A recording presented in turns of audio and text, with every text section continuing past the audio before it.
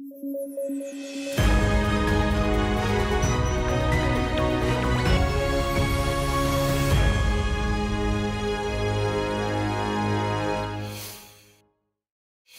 ही में असम राज्य मंत्रिमंडल ने असम मुस्लिम विवाह और तलाक पंजीकरण अधिनियम 1935 को निरस्त करने का निर्णय लिया है। साथ ही कैबिनेट ने असम निरसन अध्यादेश 2024 को मंजूरी दे दी है, जो 89 साल पुराने कानून को निरस्त कर देगा। आइए समझते हैं कि असम राज्य सरकार ने यह कदम क्यों उठाया और किस राजनीतिक माहौल में यह कदम उठाया गया। लेकिन सबसे पहले ये जानते हैं कि यह अधिनियम किस लिए है। दरअसल 1935 का यह अधिनियम मुस्लिम विवाह और तलाक के पंजीकरण की प्रक्रिया निर्धारित करता है। 2010 में इस अधिनियम में एक संशोधन किया गया था। संशोधन में मूल अधिनियम में स्वैच्छिक शब्द को बदलकर अनिवार्य कर दिया गया। इससे असम राज्य में मुस्लिम विवाह और तलाक का पंजीकरण अनिवार्य हो गया था। सबसे खास बात यह है कि यह अधिनियम मुस्लिम पर्सनल लॉ के अनुरूप बनाया गया है। तो फिर कानून रद्द करने के पीछे असम सरकार का तर्क क्या है? देखिए, असम के मुख्यमंत्री हेमंत बिस्वा शर्मा ने इस फैसले को असम में बाल विवाह पर रोक लगाने की दिशा में एक और महत्वपूर्ण कदम बताया है। इसमें कहा गया है कि अधिनियम में ऐसे भी विवाहों का पंजीकरण कराया जा सकता था जिसमें दुल्हा और दुल्हन शादी की कानूनी उम्र यानी 18 और 21 साल तक न पहुंचे हों। यानी लड़का और लड़की की उम्र शादी के लायक नहीं हुई, फिर भी इस एक्ट के जरिए शादी कानूनी रूप से लीगल हो सकती थी। राज्य की कैबिनेट बैठक में इसे तत्कालीन प्रांत के लिए अंग्रेजों का अप्रचलित स्वतंत्रता पूर्व अधिनियम कहा गया। आपको बता दें कि बहुविवाह पर प्रतिबंध लगाने के लिए एक कानून की वैधता की जांच करने के लिए राज्य सरकार द्वारा एक समिति नियुक्त की गई थी। इसमें कहा गया कि यह अधिनियम राज्य में निकाह और तलाक को नियंत्रित करता है। निकाह और तलाक के लिए जो प्राधिकारी होता है, जो अथॉरिटी होती है, वो सरकार द्वारा पंजीकृत काजी होता है। लेकिन समिति ने दावा किया है कि कई काजी सत्ता का दुरुपयोग करते हैं और अक्सर नाबालिगों की शादी और बिना आधार के तलाक को सक्षम बनाते हैं। सरकार ने यह भी कहा कि अधिनियम के निरस्त होने के बाद मुसलमानों को विशेष विवाह अधिनियम यानी स्पेशल मैरिज एक्ट के तहत विवाह पंजीकृत करना होगा। अब सवाल यह भी है कि राज्य सरकार ने इस फैसले को बाल विवाह पर कार्रवाई से क्यों जोड़ा है। देखिए, पिछले साल असम सरकार ने बाल विवाह के खिलाफ एक अभूतपूर्व दंडात्मक कार्रवाई शुरू की।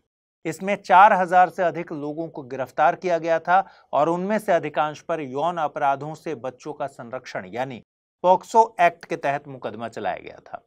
आपको बता दें कि सरकार ने 2026 तक बाल विवाह का उन्मूलन करने का संकल्प भी लिया है और इस ब्रिटिश कालीन अधिनियम में एक लूपहोल था जिसमें असम में बाल विवाह की अनुमति मिल जाती है। इसलिए राज्य सरकार ने बाल विवाह पर कार्रवाई के चलते इस अधिनियम को निरस्त करने का निर्णय लिया है। हालांकि विरोध करने वाले कह रहे हैं कि अगर सरकार बाल विवाह को रोकने के बारे में वाकई गंभीर है तो वो अधिनियम में लूपहोल वाले हिस्से में संशोधन कर सकती थी और ये बता सकती थी कि केवल कानूनी रूप से विवाह योग्य आयु वाले दूल्हे और दुल्हन के विवाह को ही पंजीकृत किया जा सकता है। अब अधिनियम के निरस्त होने से केवल अपंजीकृत विवाह के अधिक होने की संभावना बन जाती है। आपको बता दें कि यह निर्णय बीजेपी शासित उत्तराखंड के यूसीसी लागू करने वाला देश का पहला राज्य बनने के एक पखवाड़े बाद आया है। कई टर्म्स ऐसी होती हैं जो कई बार एग्जाम में सीधे पूछ ली जाती हैं और एग्जाम में अगर नहीं भी पूछी जाती हैं तो हमें उन टर्म्स के बारे में सामान्य जानकारी होनी चाहिए। जैसे आजकल टीपैप TPAP टर्म चर्चा में बनी हुई है। टीपैप का मतलब है थर्ड पार्टी एप्लीकेशन प्रोवाइडर। चलिए समझते हैं इस टर्म का मतलब क्या है और ये चर्चा में आखिर क्यों बनी हुई है। इसे समझने के लिए थोड़ी सी बैक स्टोरी समझनी पड़ेगी। देखिए, आप में से बहुत से लोग पेटीएम यूज करते होंगे, लेकिन आपको पता ही होगा कि पिछले काफी समय से पेटीएम पेमेंट्स बैंक लिमिटेड के नॉन कंप्लायंसेस की शिकायतें लगातार आरबीआई को मिल रही थी। क्या थी ये शिकायतें? दरअसल पेटीएम पेमेंट्स बैंक लिमिटेड के पास लाखों ऐसे अकाउंट थे जिनका केवाईसी नहीं हुआ था। वहीं कई ऐसे भी मामले थे जिनमें कई अकाउंट खोलने के लिए एक ही पैन नंबर का इस्तेमाल किया गया था और ऐसी भी बातें सामने आ रही थी जहां पर कुछ अकाउंट्स में लेन देन करोड़ों रुपए का हुआ था, जिससे मनी लॉन्ड्रिंग की चिंताएं भी सामने आई थी। एक विश्लेषक के मुताबिक पेटीएम पेमेंट्स बैंक लिमिटेड के पास करीब 35 करोड़ ई वॉलेट है। इनमें से लगभग 31 करोड़ इनएक्टिव है, जबकि केवल लगभग 4 करोड़ ही बिना किसी शेष राशि या बहुत कम बैलेंस के साथ एक्टिव है। इस तरह असामान्य रूप से बड़ी संख्या में इनएक्टिव खातों का उपयोग फर्जी खातों में लेन देन के लिए किए जाने की आशंकाएं थीं। इस प्रकार की बहुत सारी अनियमितताएं थीं जिसके कारण आरबीआई को कुछ कड़े कदम उठाने पड़ गए। और फिर पिछले महीने आरबीआई ने इन अनियमितताओं के चलते पेटीएम पेमेंट्स बैंक को 29 फरवरी 2024 के बाद किसी भी ग्राहक खाते, प्रीपेड उपकरण, वॉलेट, फास्टैग और national common mobility card NCMC card में जमा या टॉपअप स्वीकार करने से रोक दिया था। बाद में समय सीमा 15 दिन और बढ़ाकर 15 मार्च कर दी गई थी, यानी 15 मार्च के बाद से पेटीएम पेमेंट्स बैंक अपनी सर्विसेज नहीं दे पाएगा। लेकिन आरबीआई नहीं चाहता कि ग्राहकों को किसी भी तरह की परेशानी उठानी पड़े, इसलिए हाल ही में आरबीआई ने पेटीएम पेमेंट्स बैंक लिमिटेड द्वारा संचालित @पेटीएम हैंडल का उपयोग करके यूपीआई ग्राहकों द्वारा निर्बाध डिजिटल भुगतान सुनिश्चित करने के लिए कुछ कदमों की घोषणा की थी। अब सवाल ये है कि ये ग्राहक पेटीएम ऐप का यूज कैसे कर पाएंगे, यानी एक तरफ पेटीएम पेमेंट्स बैंक का सस्पेंशन है और दूसरी तरफ पेटीएम ऐप से यूपीआई ट्रांजैक्शन भी चलता रहे, ये कैसे होगा? देखिए, आपको ये तो पता ही होगा कि 197 कम्युनिकेशंस कंपनी पेटीएम को ओन करती है। अब हुआ ये कि 197 कम्युनिकेशंस चाहती है कि ये पेटीएम एप्लीकेशन की टीपीएपी बन जाए, टीपैप बन जाए, यानी थर्ड पार्टी एप्लीकेशन प्रोवाइडर बन जाए। इस पर आरबीआई ने national payment council of India यानी एनपीसीआई से 197 कम्युनिकेशंस के अनुरोध की जांच करने के लिए कहा है। अब सवाल आता है कि टीपैप क्या है? 197 कम्युनिकेशन टीपैप क्यों बनाना चाहता है? इससे पहले पेटीएम ऐप का टीपैप कौन था और भारत में और कितने सारे टीपैप हैं? आसान भाषा में बताएं तो अगर कोई कंपनी इंडिया में यूपीआई सर्विसेज प्रोवाइड करना चाहती है तो टीपैप अप्रूवल लेना पड़ता है। टीपैप ग्राहकों को यूपीआई बेस्ड ट्रांजैक्शंस की सुविधा के लिए यूपीआई अनुरूप ऐप प्रदान करता है। ये application mobile wallet, merchant app या कोई अन्य प्लेटफॉर्म हो सकते हैं जो भुगतान के लिए यूपीआई का उपयोग करते हैं। आप ये भी जानिए कि एनपीसीआई भारत में यूपीआई प्लेटफॉर्म का मालिक है और इसका संचालन करता है। देखिए, वर्तमान में पेटीएम ऐप पर सभी यूपीआई लेन देन 197 कम्युनिकेशंस की सहयोगी कंपनी पेटीएम पेमेंट्स बैंक के माध्यम से किए जा रहे हैं, यानी पेटीएम ऐप का टीपैप फिलहाल पेटीएम पेमेंट्स बैंक है। अब जैसा पहले ही भी बताया कि आरबीआई ने पीपीबीएल को 15 मार्च 2024 तक अपना परिचालन बंद करने के लिए कहा है, तो 15 मार्च 2024 के पहले अगर 197 कम्युनिकेशंस पेटीएम ऐप का टीपैप बन जाता है तो पेटीएम के करोड़ों ग्राहक यूपीआई सर्विसेज को यूज करना जारी रख सकते हैं। अब ये भी जानते हैं कि भारत में कितने टीपीएपी हैं। वर्तमान में 22 NPCI approved third party unified payments interface app हैं, यूपीआई ऐप हैं, जिनका उपयोग यूपीआई आईडी का उपयोग करके अन्य यूपीआई यूजर्स से पैसे भेजने और प्राप्त करने के लिए किया जा सकता है। इनमें अमेजॉन पे है, गूगल पे है, ग्रो है, जुपिटर मनी, मोबीक्विक, फोन पे, सैमसंग पे, टाटा न्यू और व्हाट्सएप आदि शामिल।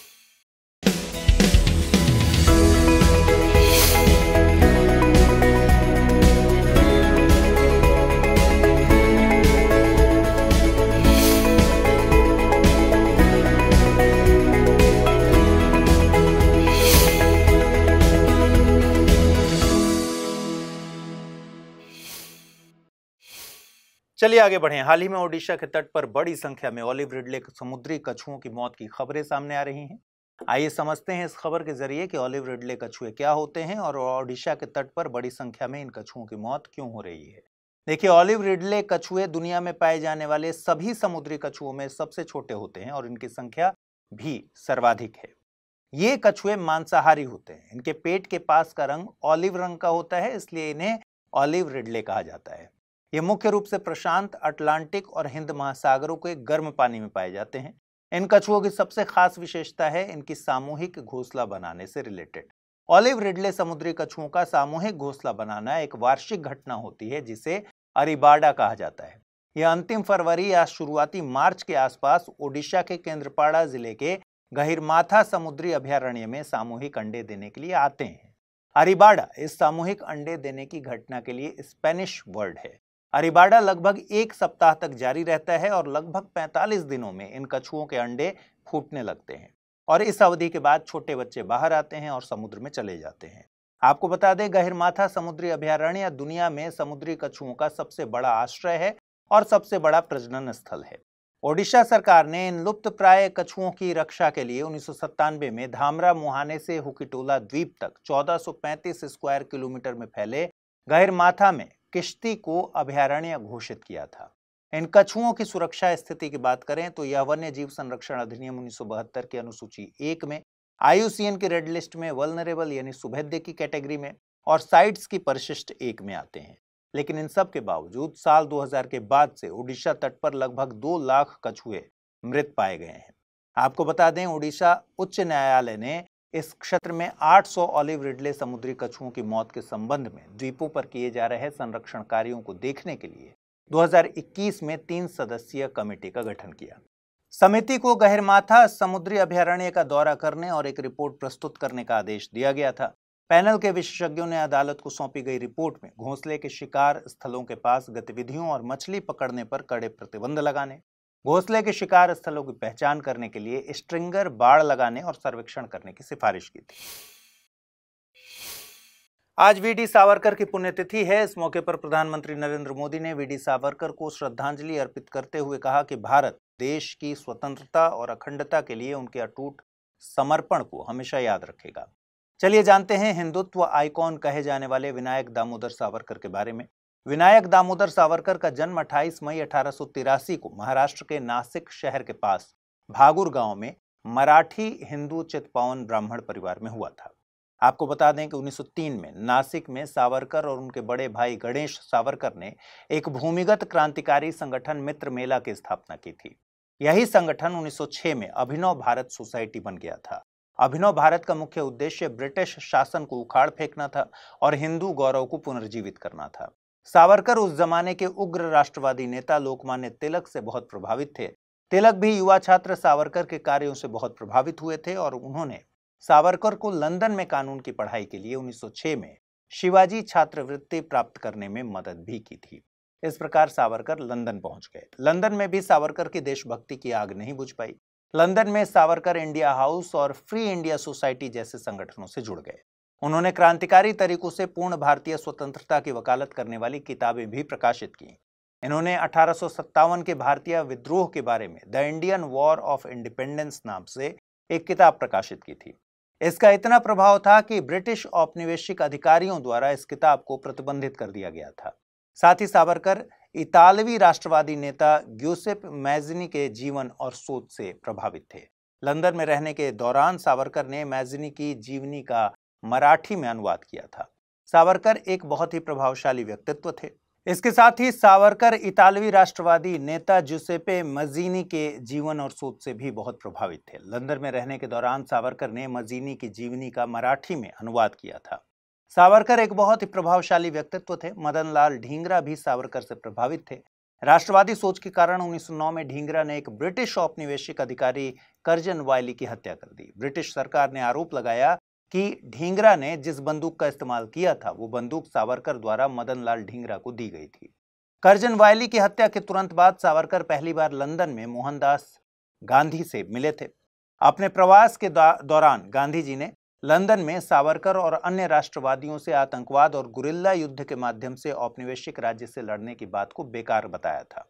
इसी समय भारत में इनके भाई गणेश सावरकर ने 1909 के मार्ले मिंटो सुधारों के खिलाफ एक सशस्त्र विद्रोह का आयोजन किया था और उन्हें अंडमान द्वीप पर आजीवन कारावास की सजा सुनाई गई थी। लगभग उसी समय विनायक सावरकर पर भी विभिन्न अधिकारियों की हत्याएं आयोजित करके भारत में ब्रिटिश सरकार को उखाड़ फेंकने की साजिश में भाग लेने का आरोप लगाया गया था।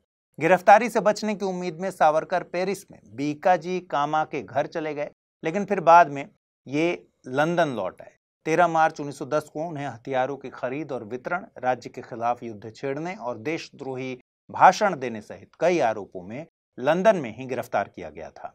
अपनी गिरफ्तारी के समय उनके पास कई क्रांतिकारी ग्रंथ थे, जिनमें उनकी अपनी प्रतिबंधित पुस्तकों की प्रतियां भी शामिल थी।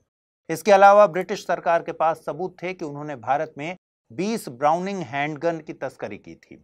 इनमें से एक हैंडगन का इस्तेमाल अनंत लक्ष्मण कान्हेरे ने दिसंबर 1909 में नासिक जिले के कलेक्टर AMT जैक्सन की हत्या के लिए किया था।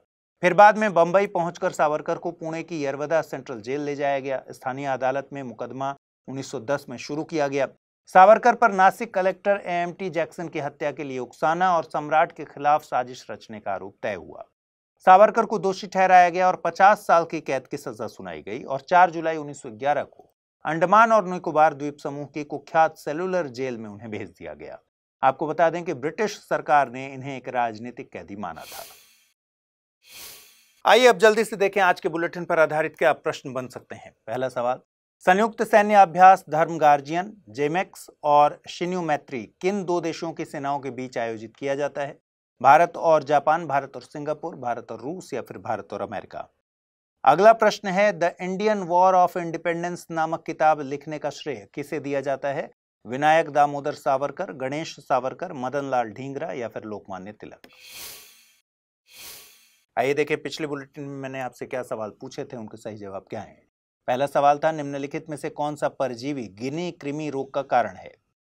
ड्रैकोनकुलस मेडिनेंसिस, लसिका फाइलेरिया, स्ट्राइंगुलॉइड स्ट्रेसोरेलिस या फिर नथोस्टोमाइसिस?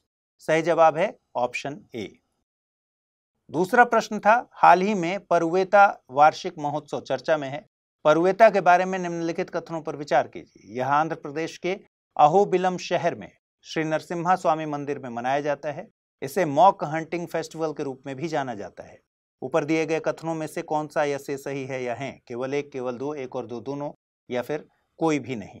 सही जवाब है ऑप्शन सी, यानी एक और दो दोनों सही है। विश्व राजनीति में डिप्लोमेसी की वही जगह है जैसे इंडियन क्रिकेट टीम में राहुल द्रविड़ की। डिप्लोमेसी बहुत लंबी चलने वाली और भरोसे वाली एक्टिविटी है। देखिए, कूटनीति या डिप्लोमेसी कई प्रकार की होती हैं।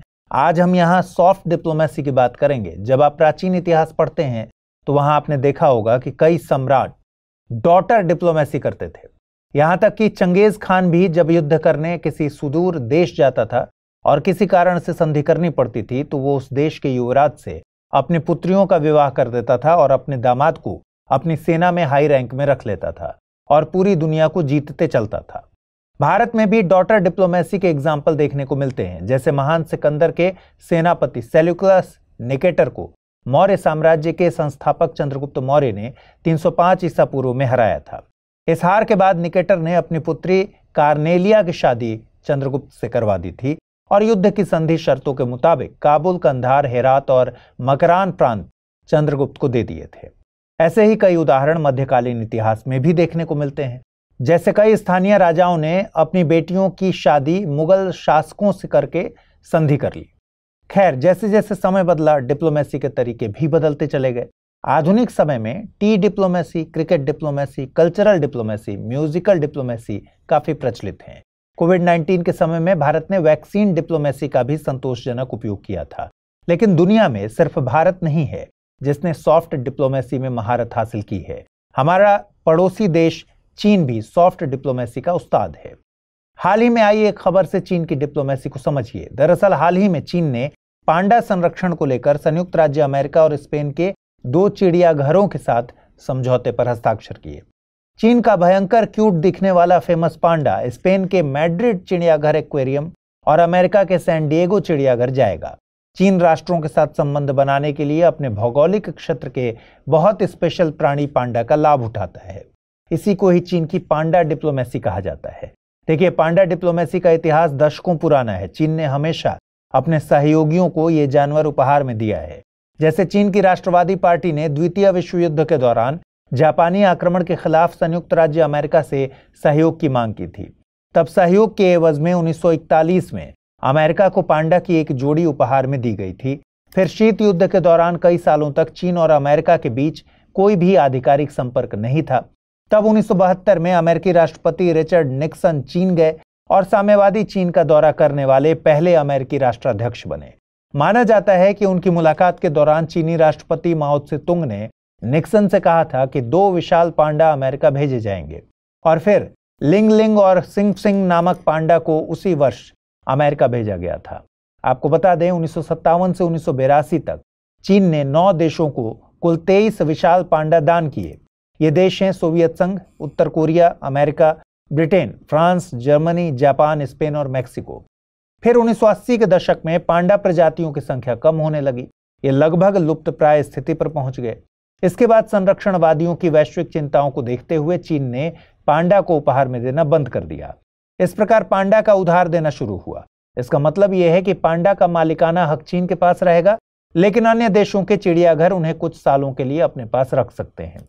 लेकिन चीन इन पांडा को किसी भी प्रकार की गुडविल में उधार नहीं देता।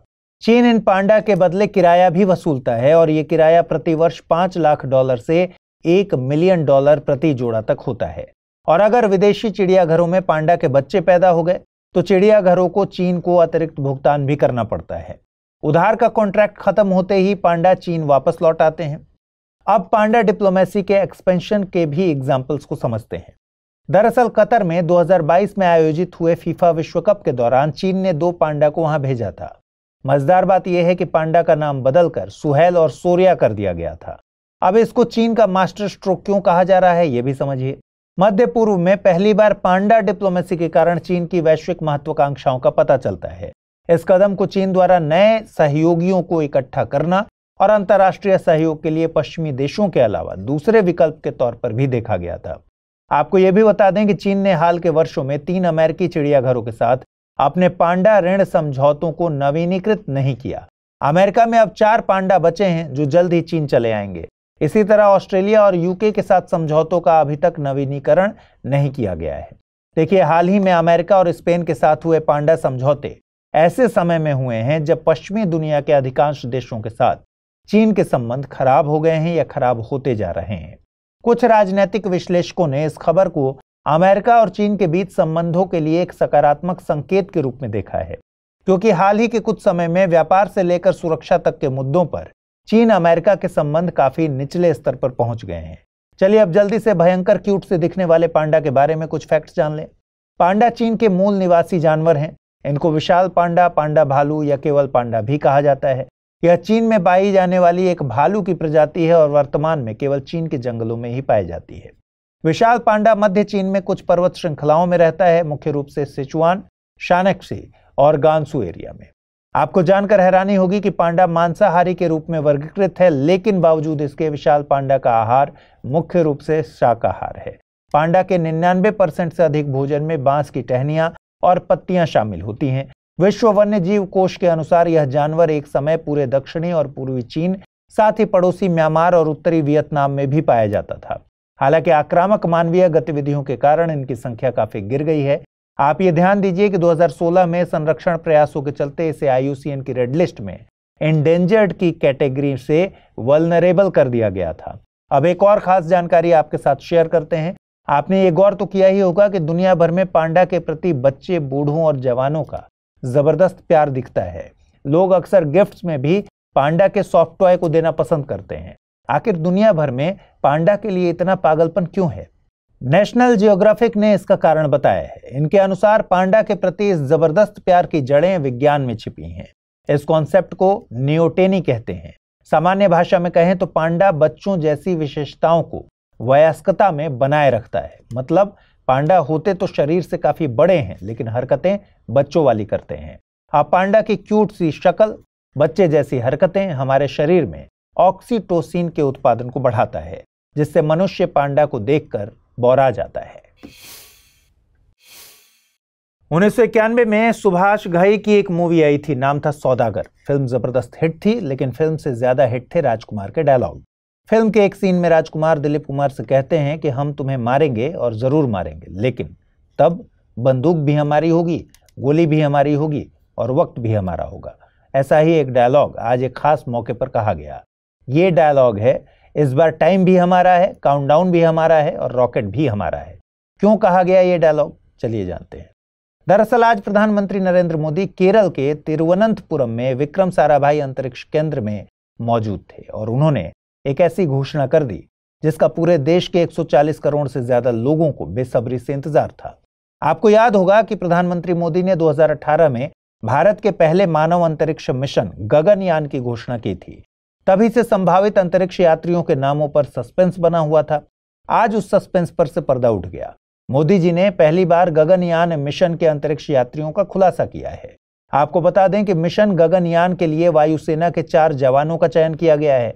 मोदी जी ने कहा कि ये सिर्फ 4 नाम और 4 इंसान नहीं हैं, ये 140 करोड़ एस्पिरेशंस को स्पेस में ले जाने वाली 4 शक्तियां हैं। अगर सब कुछ ठीक रहा तो 40 वर्ष के बाद कोई भारतीय अंतरिक्ष में जाने वाला है।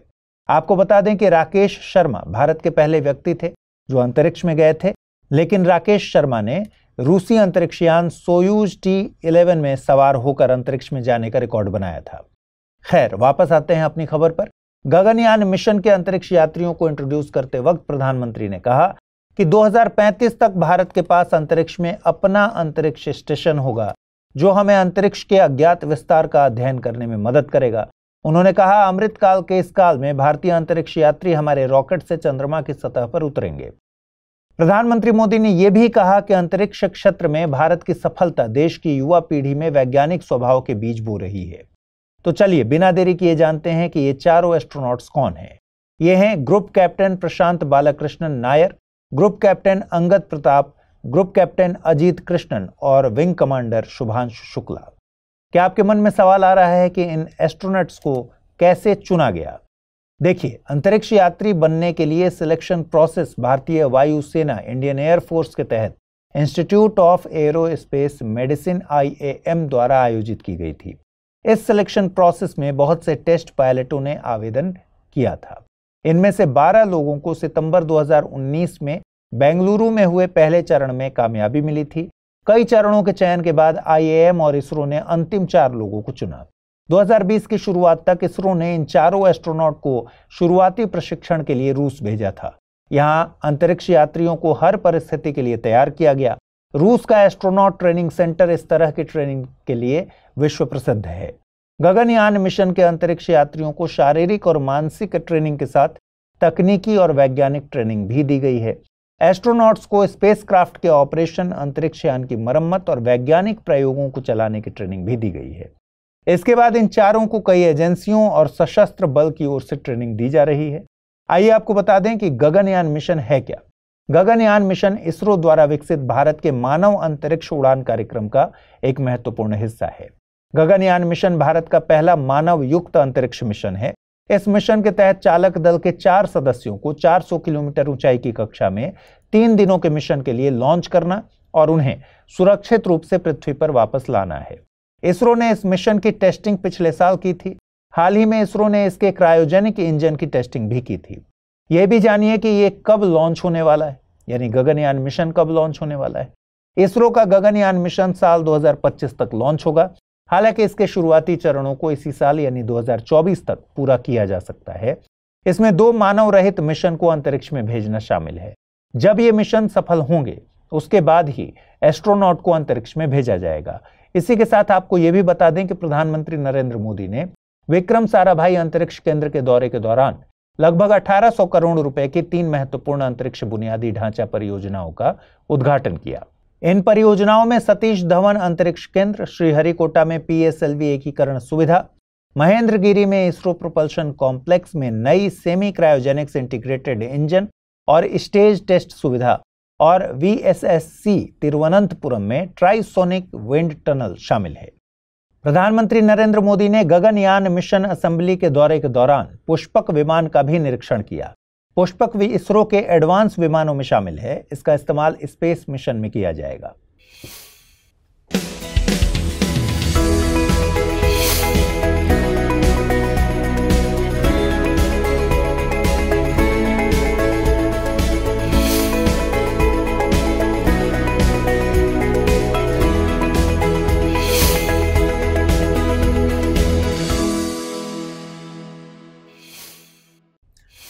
हाल ही में संयुक्त राष्ट्र पर्यावरण सभा का 6ठा संस्करण केन्या की राजधानी नैरोबी में आरंभ हुआ है। UN पर्यावरण सभा में पृथ्वी पर मंडराते तिहरे संकटों, जलवायु परिवर्तन, जैव विविधता हानि और प्रदूषण से निपटने के लिए मजबूत वैश्विक कार्रवाई पर चर्चा शुरू हुई है। UN पर्यावरण सभा को पर्यावरण पर विश्व संसद के रूप में भी देखा जाता है। इस बैठक में 182 देशों से 7000 से अधिक प्रतिनिधि हिस्सा लेने के लिए जुटे हैं। ये बैठक ऐसे समय में हो रही है जब दुनिया जलवायु परिवर्तन के बढ़ते खतरों से जूझ रही है और 10 लाख से अधिक प्रजातियों पर विलुप्त होने का जोखिम मंडरा रहा है। साथ ही असामयिक मौतों के लिए प्रदूषण एक बड़ी वजह बनता जा रहा है। UN पर्यावरण कार्यक्रम की कार्यकारी निदेशक ने कहा कि चिलचिलाती गर्मी, शक्तिशाली तूफान, लुप्त होती प्रकृति और प्रजातियां, क्षरण का शिकार होती मिट्टी, प्रदूषित हवा, प्लास्टिक प्रदूषण समेत अन्य चिंताजनक प्रभाव हम सब महसूस कर रहे हैं। उन्होंने ये भी कहा कि इनका सर्वाधिक असर निर्धन और निर्बल समुदायों द्वारा महसूस किया जाता रहा है, जो इसके लिए जिम्मेदार भी नहीं है। आपको बता दें कि ब्राजील में वर्ष 2012 में टिकाऊ विकास पर यूएन सम्मेलन Rio+20 हुआ था। सम्मेलन के दौरान UNEA को स्थापित किया गया था। यह पर्यावरण से जुड़े मुद्दों पर उच्चतम निर्णय लेने वाला संगठन है। इस संगठन में यूएन के सभी 193 देश सदस्य हैं। आपको यह भी बता दें कि यूएन पर्यावरण सभा की बैठक हर दूसरे साल आयोजित की जाती है, जिसमें वैश्विक पर्यावरणीय नीतियों और अंतर्राष्ट्रीय पर्यावरणीय कानूनों को विकसित करने पर चर्चा होती है। खास बात यह है कि इस सभा में जो निर्णय लिए जाते हैं उनके जरिए यूएन पर्यावरण कार्यक्रम के कामकाज को निर्धारित किया जाता है। यूएन पर्यावरण कार्यक्रम का मुख्यालय नैरोबी में है। इस साल एक पूर्ण सूर्य ग्रहण होने वाला है, लेकिन यह सूर्य ग्रहण अपने साथ विज्ञान का एक और आश्चर्य साथ लेकर आएगा। इस वैज्ञानिक घटना का नाम है परकिंजे प्रभाव या परकिंजे शिफ्ट। देखिए, अगर आपको पूर्ण सूर्य ग्रहण के दौरान इस घटना को देखना है तो इसके लिए आपको लाल और हरे रंग के कपड़े पहनने पड़ेंगे। ग्रहण के दौरान इस फेनोमेनन से ऐसा परसेप्शन बनता है कि लाल और पीला रंग फीके पड़ रहे हैं, जबकि हरा और नीला रंग अधिक चमकीले दिखाई देने लग रहे हैं। बचपन से ही हम सभी ये जानते हैं कि जब ग्रहण शुरू होता है तो आसमान में अंधेरा छाने लगता है, इससे रंग कुछ अलग दिखने लगता है। ऐसे ही परकिंजे प्रभाव के दौरान रेड या ऑरेंज जैसे वार्म कलर लेस विजिबल होकर ग्रे जैसे दिखने लगते हैं, जबकि हरा और ब्राइट होने लगता है। इसलिए दुनिया भर के वैज्ञानिक ग्रहण के दौरान काले, सफेद या ग्रे जैसे न्यूट्रल कपड़े पहनने से बचने की सलाह देते हैं, क्योंकि ये रंग शैडो के साथ मिल जाते हैं। वहीं दूसरी ओर अगर आप लाल और हरा कलर पहनते हैं तो परकिंजे प्रभाव को अधिक स्पष्ट रूप से देखने में आपको मदद मिलेगी। आइए अब परकिंजे प्रभाव के पीछे के विज्ञान को समझ लें। देखिए, परकिंजे प्रभाव का नाम चेक वैज्ञानिक जॉन इवांजेलिस्टा पुरकिने के नाम पर रखा गया है। परकिंजे प्रभाव का मतलब होता है जब अलग अलग लाइटिंग कंडीशंस में अलग अलग रंगों के बदलाव के प्रति मानव आंख की संवेदनशीलता बदल जाती है। जैसे मानव आंख की संवेदनशीलता दिन के उजाले से शाम होने पर बदल जाती है। यह प्रभाव मुख्य रूप से ह्यूमन आइज के फोटो रिसेप्टर पर लाइट के स्पेक्ट्रम में बदलाव के कारण होता है। ह्यूमन आइज के रेटिना में दो मुख्य प्रकार की फोटोरिसेप्टर कोशिकाएं होती हैं। ये हैं शंकु और छड़ें यानी कोन्स और रॉड्स। कोन्स कलर विजन के लिए जिम्मेदार होते हैं और ब्राइट लाइट कंडीशंस में सबसे अच्छे तरीके से काम करते हैं, जबकि रॉड्स डिम लाइट के प्रति अधिक संवेदनशील होती हैं। लेकिन खास बात यह है कि रॉड्स रंगों में अंतर नहीं कर पाती। परकिंजे प्रभाव मुख्य रूप से इन फोटो रिसेप्टर कोशिकाओं की स्पेक्ट्रल संवेदनशीलता में अंतर के लिए जिम्मेदार होता है। दिन के उजाले के दौरान मानव आंख रंगों को सबसे स्पष्ट रूप से देखती है। जैसे ही शाम होती है वैसे ही प्रकाश की तीव्रता कम हो जाती है, जिससे कोन्स की संवेदनशीलता कम हो जाती है और रॉड्स तेजी से सक्रिय हो जाती हैं। अब एक फैक्ट यह है कि रॉड्स नीली हरी रोशनी के प्रति सबसे अधिक सेंसिटिव होती हैं। यही कारण है कि इन रंगों वाली वस्तुएं शाम के दौरान अधिक विजिबल और वाइब्रेंट दिखाई देती हैं। नीले हरे रंग के प्रति परसेप्शन में इस बदलाव को परकिंजे प्रभाव के रूप में जाना जाता है। आइए जल्दी से देखें आज के बुलेटिन पर आधारित क्या प्रश्न बन सकते हैं। पहला सवाल है, निम्नलिखित में से कौन सा व्यक्ति भारत के पहले मानव युक्त अंतरिक्ष मिशन गगनयान के 4 एस्ट्रोनॉट में शामिल नहीं है? Group captain Prashant, Balakrishnan Nair, group captain Angad Pratap, group captain Ajit Krishnan, wing commander Abhinandan Bagri. अगला सवाल है, हाल ही में तंगैल साड़ी को जीआई टैग मिलने पर भारत का किस पड़ोसी देश के साथ विवाद हो गया है? बांग्लादेश, नेपाल, भूटान या फिर पाकिस्तान? आइए देखिए पिछले बुलेटिन में मैंने आपसे क्या सवाल पूछे थे, उनके सही जवाब क्या है। पहला सवाल था, संयुक्त सैन्य अभ्यास धर्म गार्जियन, जेमैक्स और शिन्यू मैत्री किन दो देशों की सेनाओं के बीच आयोजित किया जाता है? भारत और जापान, भारत और सिंगापुर, भारत और रूस, भारत और अमेरिका। सही जवाब है ऑप्शन ए, भारत और जापान। अगला प्रश्न है, the Indian war of independence नामक किताब लिखने का श्रेय किसको दिया जाता है? विनायक दामोदर सावरकर, गणेश सावरकर, मदन लाल ढींगरा, लोकमान्य तिलक। सही जवाब है ऑप्शन ए, विनायक दामोदर सावरकर। दोस्तों, आज पूरी दुनिया भारत की साइंटिफिक स्पिरिट का, भारत की टेक्नोलॉजी का और भारत के साइंटिफिक टेम्परामेंट का लोहा मान चुकी है। मैं आज ये बात इसलिए कर रहा हूं क्योंकि आज नेशनल साइंस डे है। नेशनल साइंस डे देश का विज्ञान महोत्सव है। दरअसल 28 फरवरी 1928 को सर सीवी रमन द्वारा रमन इफेक्ट की खोज की घोषणा की गई थी। यही तो वो खोज थी जिसके लिए सर सीवी रमन को 1930 में फिजिक्स में नोबेल पुरस्कार से नवाजा गया, सम्मानित किया गया। सर सीवी रमन इस खोज के बाद विज्ञान में नोबेल पाने वाले भारत ही नहीं बल्कि एशिया के पहले वैज्ञानिक थे। आप ये भी ध्यान दीजिए कि पहली बार 1986 में राष्ट्रीय विज्ञान और प्रौद्योगिकी संचार परिषद NCSTC ने भारत सरकार से 28 फरवरी को राष्ट्रीय विज्ञान दिवस के रूप में मनाने के लिए कहा था। आइए अब जिस कारण से नेशनल साइंस डे मनाया जाता है उसकी बात कर लेते हैं। आइए समझते हैं रमन इफेक्ट को, लेकिन थोड़ा सा बैकग्राउंड जानना जरूरी है। एक बार सर सीवी रमन इंग्लैंड से भारत की ओर जा रहे थे। रास्ते में पड़ा भूमध्य सागर और सीवी रमन इसके नीले रंग को देखकर सोच में पड़ गए। देखिए, भारत में एक प्रख्यात देशी कलाकार भी हैं जो अति तीव्र वेग से गाने गाते हैं और गाने लिखते भी हैं। इन्होंने गाना लिखा था आज ब्लू है पानी पानी। मतलब इन्होंने सिर्फ ऑब्जर्व किया कि जनाब आज पानी ब्लू है, लेकिन सीवी रमन साहब इस सोच में पड़ गए कि पानी आखिरकार ब्लू क्यों है। इसी खोजी प्रवृत्ति को ही शास्त्रों में साइंटिफिक टेम्परामेंट कहा जाता है। हालांकि सीवी रमन की खोज के पहले यह कारण प्रचलित था कि पानी आसमान के रंग की वजह से नीला दिखता है क्योंकि पानी आसमान को रिफ्लेक्ट करता है। खैर, सीवी रमन इस कारण से संतुष्ट नहीं हुए और लग गए एक्सपेरिमेंट में। लगातार एक्सपेरिमेंट करने के बाद फाइनली उनको सफलता मिली और इसी सफलता को नाम दिया गया रमन इफेक्ट। देखिए, एकदम आसान भाषा में कहें तो रमन इफेक्ट के अनुसार जब प्रकाश किसी पारदर्शी माध्यम से गुजरता है तो माध्यम के अणु प्रकाश ऊर्जा के कणों को बिखरा देते हैं, फैला देते हैं। इसी अंतःक्रिया को प्रकाश का प्रकीर्णन कहा जाता है और प्रकाश के रंगों के बिखरने और बंटने के इस प्रभाव को रमन इफेक्ट के नाम से जाना गया। इसी के कारण समुद्र का रंग नीला नजर आता है। चलिए रमन इफेक्ट को थोड़ा और डिटेल में समझ लेते हैं। जब किसी पारदर्शी पदार्थ पर फोटोन टकराते हैं तो इस पदार्थ से टकराकर ये फोटोन स्कैटर्ड हो जाते हैं, अर्थात ये फोटोन अलग अलग दिशाओं में फैल जाते हैं या बिखर जाते हैं।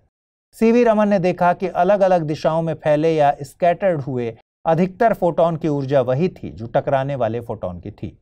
तकनीकी भाषा में अधिकांश फोटोन की ऊर्जा या आवृत्ति और तरंगदैर्घ्य वही थी जो आपतित फोटोन की थी। लेकिन एक ऑब्जर्वेशन ने सीवी रमन के दिमाग की बत्ती जला दी। सीवी रमन साहब ने देखा कि लगभग 1 करोड़ फोटोन में से एक फोटोन ऐसा था जिसकी स्कैटरिंग के बाद ऊर्जा कम या अधिक हो गई, यानी स्कैटरिंग के बाद फोटोन की ऊर्जा बदल गई। तो ऐसे फोटोन को जिनकी आपतित ऊर्जा और प्रकीर्णित ऊर्जा की वैल्यू बदल जाती है रमन प्रकीर्णित फोटोन कहते हैं और इस प्रभाव को रमन प्रभाव कहते हैं।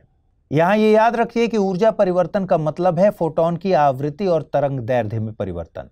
रमन प्रभाव के अनुसार प्रकाश की प्रकृति और स्वभाव में तब परिवर्तन होता है जब वह किसी पारदर्शी माध्यम से निकलता है। यह माध्यम ठोस, द्रव और गैसीय कुछ भी हो सकता है। देखिए, यह एक अद्भुत खोज थी। इसके बाद ही क्रिस्टल की आंतरिक संरचना का पता लगाना पॉसिबल हुआ, क्योंकि फोटोन की ऊर्जा या प्रकाश की प्रकृति में होने वाले अति सूक्ष्म परिवर्तनों से माध्यम की आंतरिक अणु संरचना का पता लगाया जा सकता है। इसकी खोज के 1 दशक बाद ही लगभग 2000 रासायनिक यौगिकों की आंतरिक संरचना निश्चित की गई थी। इस खोज से यह भी तय हो गया कि प्रकाश ऊर्जा कणिकाओं या फोटोन का बना हुआ है, यानी प्रकाश 2 तरह के लक्षण दिखाता है। कुछ लक्षणों में प्रकाश तरंगों के जैसा बिहेव करता है और कुछ में प्रकाश ऊर्जा कणिकाओं के जैसा बिहेव करता है। आपको यह भी याद होगा कि चंद्रयान ने चांद पर पानी होने का पता लगाया था। इसके पीछे भी रमन स्पेक्ट्रोस्कोपी का ही कमाल था। कार्बन नैनो ट्यूबों और हीरों की गुणवत्ता और गुणों के अध्ययन करने के लिए भी रमन प्रभाव का उपयोग किया जा रहा है। डीएनए या आरएनए के विश्लेषण में भी व्यापक पैमाने पर रमन इफेक्ट उपयोग में लाया जा रहा है। फॉरेंसिक साइंस में पैकेट्स या बक्सों को बिना खोले उनके अंदर मौजूद सामानों जैसे मादक पदार्थों के डिटेक्शन में रमन इफेक्ट का इस्तेमाल किया जा रहा है। यहाँ तक कि कई वैज्ञानिक रमन प्रभाव के आधार पर नई खोज भी कर चुके हैं। जैसे वैज्ञानिक नैनो टेक्नोलॉजी का रमन प्रभाव के साथ उपयोग करके ट्यूमर्स की जांच के लिए अनुसंधान कर रहे हैं। उम्मीद की जा रही है कि जल्द ही ब्लड टेस्ट गुजरे कल की बात हो जाएगी, क्योंकि बाहर से ही रोगी के ब्लड का रमन स्पेक्ट्रम लेकर इसमें मौजूद ग्लूकोज, कोलेस्ट्रॉल, यूरिक एसिड आदि का सटीक आकलन किया जा सकेगा। भारत जल्द ही उन विशिष्ट देशों में शामिल हो जाएगा जिसमें 1 से अधिक स्पेस पोर्ट संचालित करने की क्षमता है। इसका मतलब है कि लगभग 2 सालों में भारत के पास अपना एक दूसरा ऑपरेशनल स्पेस पोर्ट होगा। अब तक केवल अमेरिका, रूस, चीन और जापान ही 2 या 2 से अधिक स्पेस पोर्ट संचालित करने के लिए जाने जाते हैं। 2 या 2 से अधिक स्पेस पोर्ट होने से लचीलापन और अधिक संख्या में रॉकेट लॉन्च करने की क्षमता मिलेगी, जिससे व्यावसायिक गतिविधियां बढ़ती हैं। तो आइए समझते हैं क्या है पूरी खबर। दरअसल हाल ही में प्रधानमंत्री नरेंद्र मोदी ने तमिलनाडु के थूथुकुडी जिले से वर्चुअली इस नए स्पेस पोर्ट को राष्ट्र को समर्पित किया। इस आगामी स्पेस पोर्ट के लिए भूमि पूजन और शिलान्यास अनुष्ठान कुलसेकरपट्टिनम लॉन्च स्थल पर किया गया। यानी भारत का नया स्पेस पोर्ट कुलसेकरपट्टिनम कहलाएगा। यह लगभग 2300 एकड़ में फैला हुआ है। आइए अब थोड़ा भारतीय स्पेस पोर्ट के इतिहास को समझते हैं। देखिए, भारत ने अपने पहले स्पेस पोर्ट यानी सतीश धवन स्पेस सेंटर की स्थापना वर्ष 1971 में की थी। यह स्पेस सेंटर आंध्र प्रदेश के श्रीहरिकोटा आइलैंड पर स्थित है। आपको ये जानकारी होनी चाहिए कि श्रीहरिकोटा आइलैंड एक बैरियर आइलैंड है। इसके बाईं ओर पुलिकट झील है और दाईं ओर बंगाल की खाड़ी। यानी श्रीहरिकोटा बैरियर आइलैंड पुलिकट झील को बंगाल की खाड़ी से अलग करता है। भारत का पहला स्पेस पोर्ट सतीश धवन अंतरिक्ष केंद्र इसी द्वीप पर स्थित है। हालांकि जब यह बना था तब इसका नाम श्रीहरिकोटा रेंज था, लेकिन 2002 में इसरो के पूर्व प्रबंधक और वैज्ञानिक सतीश धवन जी के मरने के बाद उनके सम्मान में इसका नाम बदल दिया गया। खैर, अपनी स्थापना से लेकर अभी तक श्रीहरिकोटा भारत का एकमात्र स्पेस पोर्ट है जहां से अंतरिक्ष में रॉकेट लॉन्चिंग की जाती है, जैसे चंद्रयान सीरीज, मंगलयान, आदित्य L1 और भारत के स्पेस स्टार्टअप के सभी प्रतिष्ठित मिशन यहीं से लॉन्च किए गए हैं।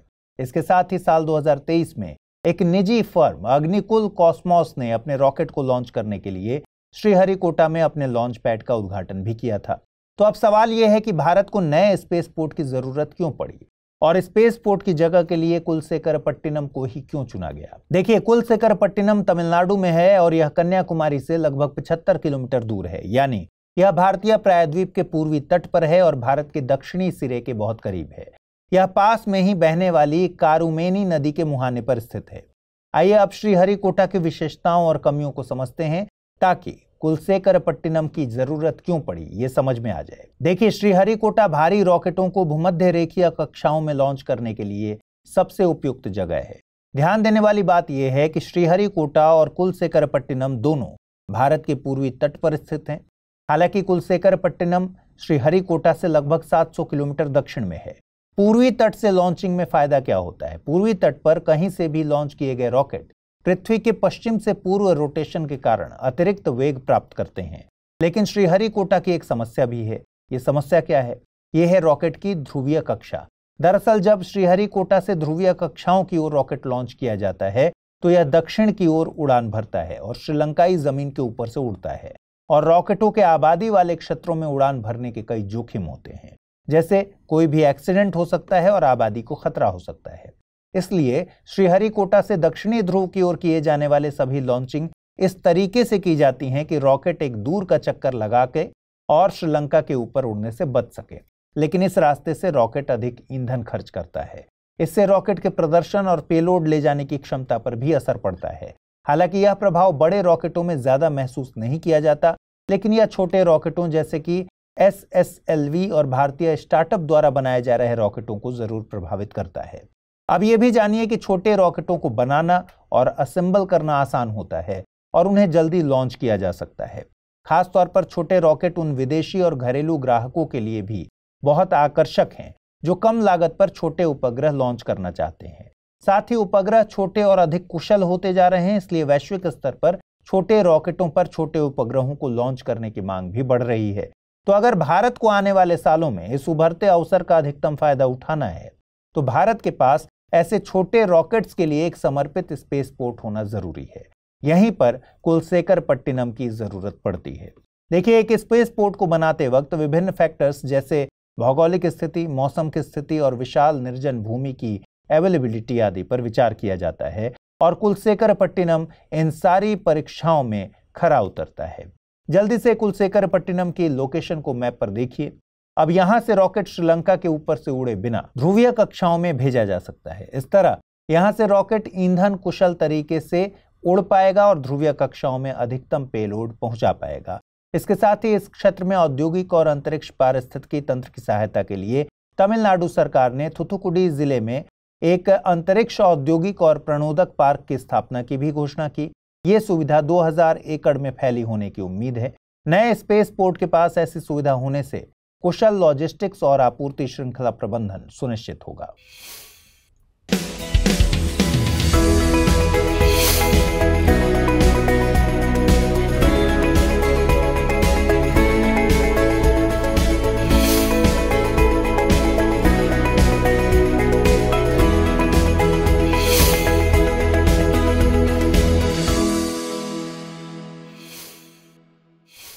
हाल ही में खबर आई है कि जस्टिस A.M. खानविलकर देश के नए लोकपाल होंगे। राष्ट्रपति द्रौपदी मुर्मू ने 6 सदस्यों के साथ उनकी नियुक्ति की है।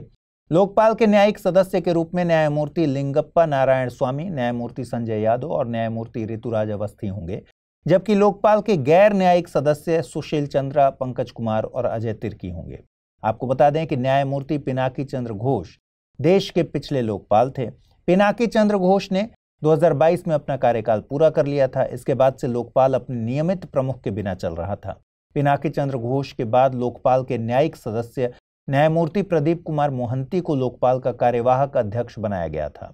अब सुप्रीम कोर्ट के पूर्व न्यायाधीश A.M. खानविलकर को पद खाली होने के लगभग 2 साल बाद लोकपाल का अध्यक्ष नियुक्त किया गया है। इसी के साथ राष्ट्रपति भवन की प्रेस रिलीज में कहा गया है कि ये नियुक्तियां उनके संबंधित कार्यालय का कार्यभार संभालने की तारीख से प्रभावी होंगी। आपको बता दें कि लोकपाल के अध्यक्ष और सदस्यों की नियुक्ति राष्ट्रपति द्वारा प्रधानमंत्री की अध्यक्षता वाली चयन समिति की सिफारिश प्राप्त करने के बाद की जाती है। चयन समिति प्रधानमंत्री, लोकसभा अध्यक्ष, लोकसभा में विपक्ष के नेता, भारत के मुख्य न्यायाधीश या उसके द्वारा नामित कोई न्यायाधीश और एक प्रख्यात न्यायविद से मिलकर गठित होती है। इसी के साथ लोकपाल में एक अध्यक्ष के अलावा 8 अन्य सदस्य हो सकते हैं। इसमें 4 न्यायिक और 4 गैर न्यायिक सदस्य होते हैं। लोकपाल अध्यक्ष और सदस्यों का कार्यकाल 5 वर्ष या फिर 70 वर्ष की आयु तक होता है। चलिए अब देश के नए लोकपाल के बारे में थोड़ी सी जानकारी ले लें। आपको बता दें कि अपने करियर के शुरुआती दौर में justice A.M. Khanwilkar Mumbai high court के न्यायाधीश थे। इसके बाद उन्होंने हिमाचल प्रदेश हाई कोर्ट और मध्य प्रदेश हाई कोर्ट के मुख्य न्यायाधीश के रूप में भी कार्य किया था। इसके बाद वे सुप्रीम कोर्ट पहुंचे थे। खानविलकर जुलाई 2022 में सुप्रीम कोर्ट से रिटायर हुए थे। अपने रिटायरमेंट तक इन्होंने सुप्रीम कोर्ट में 6 साल से अधिक का कार्यकाल पूरा कर लिया था। न्यायमूर्ति खानविलकर ने समलैंगिकता को अपराध की श्रेणी से हटाने को लेकर धन शोधन निवारण अधिनियम यानी PMLA की संवैधानिक वैधता को बनाए रखने तक के ऐतिहासिक फैसलों में अपनी महत्वपूर्ण भूमिका निभाई। हाल ही में प्रदर्शन कला के क्षेत्र में भारत की 6 प्रतिष्ठित हस्तियों को अकादमी फेलो यानी अकादमी रत्न के रूप में चुना गया है। दरअसल संगीत नाटक अकादमी की सामान्य परिषद, जिसका नाम है राष्ट्रीय संगीत, नृत्य और नाटक अकादमी, नई दिल्ली ने अपनी बैठक में सर्वसम्मति से प्रदर्शन कला के क्षेत्र में 6 प्रतिष्ठित हस्तियों को अकादमी रत्न के रूप में चुना है। आपको बता दें कि अकादमी की यह फेलोशिप सबसे प्रतिष्ठित और दुर्लभ सम्मान है जो किसी भी समय 40 लोगों तक सीमित है। ये 6 प्रतिष्ठित हस्तियां हैं: विनायक खेडेकर, R. विश्वेश्वरन, सुनैना हजारीलाल, राजा और राधा रेड्डी, दुलाल रॉय और DP सिन्हा। आपको बता दें कि अकादमी फेलो के सम्मान में 3 लाख रुपए की नकद राशि दी जाती है। इसी के साथ जनरल काउंसिल ने वर्ष 2022 और 2023 के लिए संगीत नाटक अकादमी पुरस्कारों के लिए संगीत, नृत्य, रंगमंच, पारंपरिक, लोक, आदिवासी, संगीत, नृत्य, थिएटर, कठपुतली और प्रदर्शन कला में समग्र योगदान, छात्रवृत्ति के क्षेत्र से 92 कलाकारों का चयन किया है। ध्यान दीजिए कि चुने गए पुरस्कार विजेता समग्र रूप से राष्ट्र का प्रतिनिधित्व करते हैं और विभिन्न राज्यों और केंद्र शासित प्रदेशों से संबंधित हैं। इसके अलावा ये प्रतिष्ठित कलाकार संगीत, नृत्य, नाटक, लोक और आदिवासी कला, कठपुतली और संबद्ध थिएटर कला रूपों आदि के रूप में व्यक्त प्रदर्शन कला रूपों के संपूर्ण दायरे को कवर करते हैं। गौरतलब है कि संगीत नाटक अकादमी पुरस्कारों के तहत 1 लाख रुपए और इसके अलावा एक ताम्रपत्र और अंग वस्त्रम भी दिया जाता है। संगीत नाटक अकादमी फेलोशिप और पुरस्कार भारत के माननीय राष्ट्रपति द्वारा एक विशेष अलंकरण समारोह में प्रदान किए जाएंगे।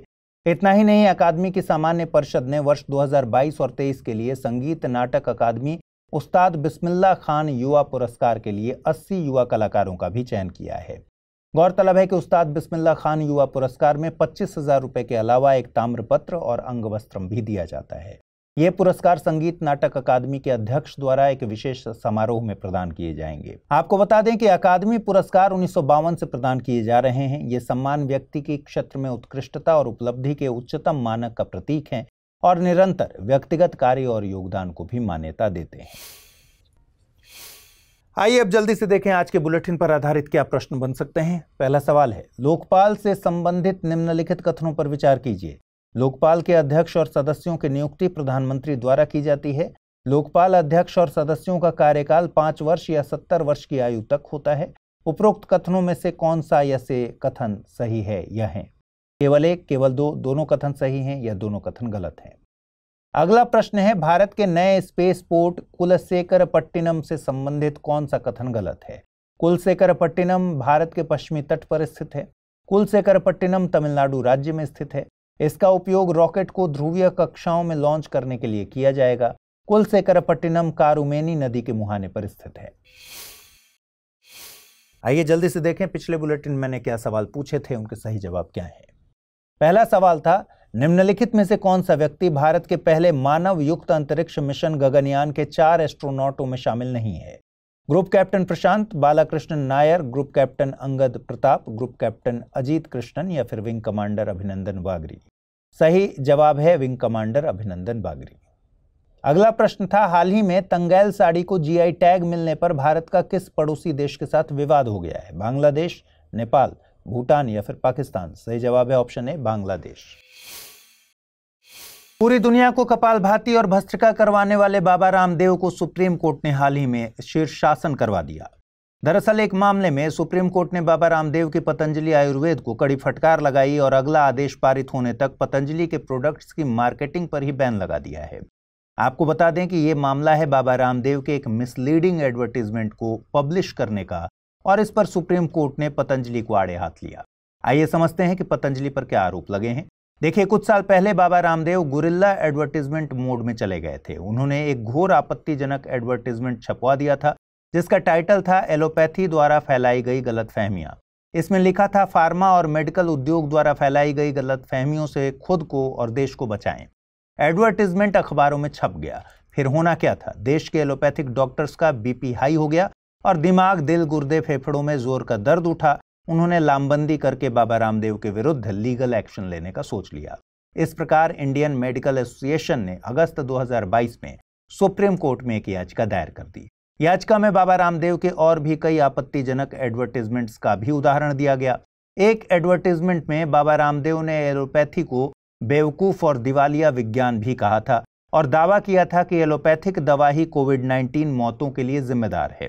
इंडियन मेडिकल एसोसिएशन यानी आईएमए ने पतंजलि पर झूठी अफवाहें फैलाकर कोविड-19 महामारी के दौरान वैक्सीन से रिलेटेड हिचकिचाहट और अविश्वास को बढ़ावा देने का भी आरोप लगाया। अब ये भी जानिए कि इंडियन मेडिकल एसोसिएशन ने पतंजलि के एडवर्टीजमेंट्स के विरुद्ध क्या कानूनी तर्क दिए हैं। आईएमए ने दावा किया कि बाबा रामदेव के विज्ञापन 2 कानूनों का उल्लंघन कर रहे हैं। ये कानून कौन से हैं? ड्रग्स और अन्य जादुई उपचार अधिनियम 1954 DOMA और उपभोक्ता संरक्षण अधिनियम 2019। आपको बता दें कि झूठे और भ्रामक एडवर्टीजमेंट्स का प्रकाशन दोनों कानूनों के तहत अपराध माना जाता है। DOMA के तहत भ्रामक विज्ञापन प्रकाशित करने पर पहले अपराध के लिए 6 महीने तक की कैद या फिर जुर्माना या फिर दोनों हो सकता है। दूसरी बार अपराध करने पर कारावास की अवधि 1 साल तक बढ़ाई जा सकती है। वहीं CPA में झूठे और भ्रामक विज्ञापनों के लिए और भी अधिक कठोर सजा का प्रावधान है। इसमें कहा गया है, कोई भी निर्माता या सेवा प्रदाता जो गलत या भ्रामक विज्ञापन बनाता है जो उपभोक्ताओं के हितों के लिए हानिकारक हो, उसे 2 साल तक की कैद और 10 लाख रुपए तक के जुर्माने से दंडित किया जाएगा और दोबारा अपराध करने के लिए ऐसे कारावास से दंडित किया जाएगा जिसे 5 साल तक बढ़ाया जा सकता है और जुर्माना 50 लाख रुपए तक बढ़ाया जा सकता है। ऐसा नहीं है कि सुप्रीम कोर्ट ने इस बारे में बाबा रामदेव को पहले चेतावनी नहीं दी थी। चेतावनी दी गई थी, लेकिन बाबा हैं कि मानते नहीं। आपको बता दें कि मामले की पहली सुनवाई पिछले साल 21 नवंबर को हुई थी। कोर्ट ने पतंजलि को मना किया था कि ऐसा दावा मत करिए कि आपके प्रोडक्ट बीमारियों को पूरी तरह से ठीक कर सकते हैं। कोर्ट ने यह भी कहा था कि अगर आप ऐसे दावे करेंगे तो प्रत्येक प्रोडक्ट पर 1 करोड़ रुपए जुर्माना लगाया जाएगा। हालांकि अदालत का ध्यान सिर्फ भ्रामक विज्ञापनों पर रोक लगाने तक ही सीमित था, क्योंकि कोर्ट ने साफ कह दिया था कि वो एलोपैथी बनाम आयुर्वेद बहस में नहीं पड़ना चाहते हैं। इस डांट के बाद पतंजलि सॉफ्ट मोड में चली गई और अदालत को आश्वासन दिया कि इसके द्वारा बनाए गए और बेचे गए प्रोडक्ट्स के एडवर्टीजमेंट्स या ब्रांडिंग से किसी भी कानून का उल्लंघन नहीं किया जाएगा। दवाओं के चमत्कार करने का दावा करने वाला कोई भी बयान नहीं दिया जाएगा और चिकित्सा की किसी भी प्रणाली के खिलाफ किसी भी रूप में कोई भी बयान मीडिया में जारी नहीं किया जाएगा। लेकिन हाल ही में कोर्ट को पतंजलि के झूठे और भ्रामक विज्ञापनों के लगातार प्रकाशन के संबंध में एक गुमनाम चिट्ठी मिली। आईएमए ने कहा कि बाबा नहीं मान रहे हैं और धड़ल्ले से DOMA और CPA कानूनों का उल्लंघन कर रहे हैं। इस पर सुप्रीम कोर्ट और सख्त हो गया और कोर्ट ने पतंजलि के कार्यों को अस्वीकार्य मानते हुए पतंजलि उत्पादों के किसी भी अन्य एडवर्टाइजमेंट्स या ब्रांडिंग पर अगले आदेश तक पूर्ण प्रतिबंध लगवा दिया है। हालांकि अगली सुनवाई 19 मार्च की रखी गई है। कमेंट करके बताइए कि बाबा रामदेव को आयुर्वेद को लेकर ऐसे दावे करने चाहिए थे या फिर नहीं। मिर्जापुर वेब सीरीज आप में से बहुत सारे लोगों ने जरूर देखी होगी। इसमें एक इंटरेस्टिंग किरदार है गुड्डू भैया। सीरीज में इनका पूरा 360 डिग्री व्यक्तित्व परिवर्तन होता है। एक मौके पर ये कहते हैं कि हम वो पुराने वाले गुड्डू भैया नहीं रहे जो लिबिर लिबिर किया करते थे। अब गुड्डू भैया को चाहिए फुल इज्जत। अब भारत की छवि भी अंतर्राष्ट्रीय मंचों में लगभग ऐसी ही हो गई है। भारत अब ऐसा देश बनकर उभर रहा है जो दशकों पुराने प्रो पश्चिम वैश्विक सिस्टम में बदलाव चाहता है और अपनी पावरफुल स्थिति दर्ज करवाना चाहता है।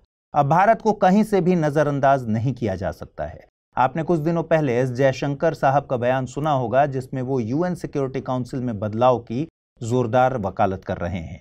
भारत के इस बदलते तेवर का एक नजारा हाल ही में विश्व व्यापार संगठन यानी WTO के 13वें मंत्रिस्तरीय सम्मेलन में भी देखने को मिला। जानकारी के लिए बता दें कि WTO का यह सम्मेलन अबू धाबी में शुरू हुआ है। इस सम्मेलन में भारत ने कृषि पर चल रही बातचीत में पब्लिक स्टॉक होल्डिंग मुद्दे के स्थायी समाधान निकालने की जल्द से जल्द मांग की है। आसान शब्दों में कहें तो ये मुद्दा कृषि सब्सिडी को लेकर भारत और पश्चिमी देशों के परसेप्शन में अंतर का है। हैरानी की बात यह है कि यह मामला पिछले 11 वर्षों से अटका पड़ा है। आइए समझते हैं कि क्या है ये पूरा मामला। देखिए, पब्लिक स्टॉक होल्डिंग PSH के तहत सरकार न्यूनतम समर्थन मूल्य पर किसानों से गेहूं चावल जैसी फसलें खरीदकर स्टॉक करती है और फिर इस अनाज को कमजोर तबके को मदद के लिए मुफ्त या फिर सस्ते में वितरित कर देती है। पब्लिक स्टॉक होल्डिंग प्रोसेस में सरकार एक प्रकार से किसानों को सब्सिडी देती है। अब मामला यह है कि विकसित देश शुरू से ही भारत के इस PSH कार्यक्रम और सब्सिडी का विरोध कर रहे हैं। विकसित देश कहते हैं कि भारत किसानों को बहुत ज्यादा सब्सिडी दे रहा है। अब सब्सिडी की पूरी गणित को भी समझते हैं। WTO के मुताबिक कोई भी देश वर्ष 1985-86 के मूल्य के आधार पर उत्पादन लागत का 10% से अधिक सब्सिडी नहीं दे सकता है। यानी अभी भी साल 1985-86 के मूल्य के आधार पर सब्सिडी दी जाती है। और इस हिसाब से देखा जाए तो अगर सरकार गेहूं चावल जैसे अनाज को 3 रुपए 20 पैसे प्रति केजी से अधिक की कीमत पर किसानों से खरीदती है तो विकसित देश उसे सब्सिडी मान लेते हैं। यानी अनाज 3 रुपए 20 पैसे प्रति केजी पर सरकार खरीदे, इससे ऊपर जो भी राशि दी जाएगी वो सब्सिडी है। और अच्छे से समझिए, मतलब अगर सरकार किसानों से 30 रुपए प्रति केजी की दर पर अनाज खरीदती है तो विकसित देश मानते हैं कि किसानों को प्रति किलोग्राम 26 रुपए 80 पैसे की सब्सिडी दी गई है। अब दुविधा यह है कि इस आधार पर भारत और अन्य विकासशील देशों के किसानों को दी जाने वाली सब्सिडी बहुत अधिक दिखती है, जबकि वास्तव में ऐसा है नहीं। वहीं भारत कहता है कि विकसित देश पहले से ही विकासशील देशों के मुकाबले अपने किसानों को काफी अधिक सब्सिडी दे रहे हैं। कुछ विकसित देश विकासशील देशों की तुलना में 200 गुना तक की सब्सिडी अधिक दे रहे हैं। अब भारत विश्व व्यापार संगठन के सम्मेलन में हर हाल में किसानों को दी जाने वाली सब्सिडी के फॉर्मूले में बदलाव चाहता है। भारत चाहता है कि सब्सिडी का निर्धारण वर्तमान कीमतों पर हो, न कि 1985-86 की कीमतों पर। भारत ने साफ तौर पर कहा है कि अभी भी विकासशील देशों को अपने औद्योगिकरण में आने वाली बाधाओं का सामना करना पड़ रहा है और इसे दूर करने के लिए मौजूदा WTO समझौतों में लचीलेपन की जरूरत है। इस मुद्दे में आपको एक और फैक्ट जानना चाहिए। दरअसल इंडोनेशिया के बाली में 2013 में हुए WTO के मंत्री स्तरीय सम्मेलन में PSH को लेकर एक पीस क्लॉज पर हस्ताक्षर हुए थे। इसके तहत इस मुद्दे का स्थायी हल न निकलने तक कोई भी देश अनाज की खरीदारी और उसे कम दाम पर लोगों में वितरित करने का विरोध नहीं करेगा। इसलिए पीस क्लॉज की वजह से फिलहाल किसी भी देश की सब्सिडी को चुनौती नहीं दी जा सकती है। लेकिन इस बैठक में भारत और अन्य विकासशील देश पब्लिक स्टॉक होल्डिंग यानी PSH के स्थायी समाधान के मुद्दों पर सहमति बनाने की कोशिश करेंगे। चलिए कुछ बात विश्व व्यापार संगठन की भी कर लें, जो कि एग्जाम के लिए इंपॉर्टेंट है। विश्व व्यापार संगठन यानी WTO एक अंतरराष्ट्रीय संगठन है जो देशों के बीच व्यापारिक नियमों को तय करता है। भारत WTO के संस्थापक सदस्यों में से एक है। भारत 1 जनवरी 1995 से इसका हिस्सा है। WTO का हेडक्वार्टर जिनेवा, स्विट्जरलैंड में है। मौजूदा समय में विश्व व्यापार संगठन के 164 देश सदस्य हैं। ये देश दुनिया के 98% अंतर्राष्ट्रीय व्यापार का प्रतिनिधित्व करते हैं। आइए अब किसानों को मिलने वाली सब्सिडी को भी समझिए। WTO सब्सिडी को 3 कैटेगरी में बांटता है। ये सब्सिडीज हैं ग्रीन बॉक्स, ब्लू बॉक्स और अम्बर बॉक्स। देखिए, ग्रीन बॉक्स के तहत दी जाने वाली सब्सिडी सामान्यतः व्यापार में गड़बड़ी पैदा नहीं करती या फिर कम से कम गड़बड़ी पैदा करती है। इसके तहत पर्यावरण संरक्षण कार्यक्रम, स्थानीय विकास कार्यक्रमों, अनुसंधान, आपदा राहत इत्यादि के लिए सरकार द्वारा प्रदान की गई आर्थिक सहायता को शामिल किया जाता है, जिस पर किसी भी प्रकार का कोई प्रतिबंध नहीं होता। वहीं ब्लू बॉक्स के तहत उस आर्थिक सहायता को शामिल किया जाता है जो कृषकों को उत्पादन में एक मात्रात्मक कमी लाने के लिए सरकार द्वारा दी जाती है। ये सब्सिडी व्यापार में गड़बड़ी में कमी लाने के लिए दी जाती है। लेकिन WTO में सारे विवादों की जड़ है एम्बर बॉक्स सब्सिडी। इसके तहत ब्लू और ग्रीन बॉक्स के अलावा वे सभी सब्सिडियां आती हैं जो कृषि उत्पादन और व्यापार को बिगाड़ सकती हैं। इस सब्सिडी में सरकार द्वारा कृषि उत्पादों के लिए न्यूनतम समर्थन मूल्य का निर्धारण तथा कृषि उत्पादों की मात्रा के आधार पर प्रत्यक्ष आर्थिक सहायता आदि को शामिल किया जाता है। आप ये समझिए कि फर्टिलाइजर, बीज, विद्युत और सिंचाई पर दी जाने वाली ऐसी सब्सिडी व्यापार संतुलन को बिगाड़ सकती हैं। इनके कारण घरेलू देश में अत्यधिक उत्पादन होता है, जिससे अन्य अंतर्राष्ट्रीय बाजारों की अपेक्षा घरेलू देश के उत्पाद सस्ते हो जाते हैं, जिससे विदेशी बाजारों का व्यापार घरेलू देश में बिगड़ जाता है और वो कंपटीशन से बाहर हो जाते हैं। इसलिए एम्बर बॉक्स सब्सिडी में कमी लाना जरूरी है, जिसके लिए WTO ने विभिन्न प्रतिबद्धताएं तय की हैं।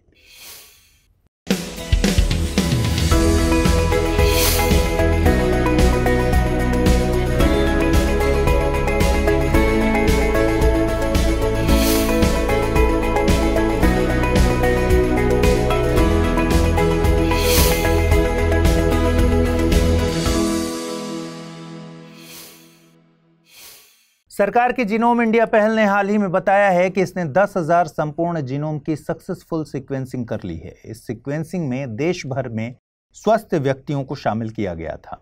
इस सीक्वेंसिंग के चलते पहली बार भारतीय जनसंख्या का एक जेनेटिक मैप तैयार हुआ है। इस काम में देश भर के 20 वैज्ञानिक संस्थानों के शोधकर्ताओं ने रक्त के नमूने एकत्र करने, जीनोम सीक्वेंसिंग करने, एक पद्धति डेवलप करने और डेटा कलेक्ट करने में मदद की है। आपको जानकर हैरानी होगी कि प्रत्येक सीक्वेंस के लिए 80 GB डेटा स्टोरेज की जरूरत होती है।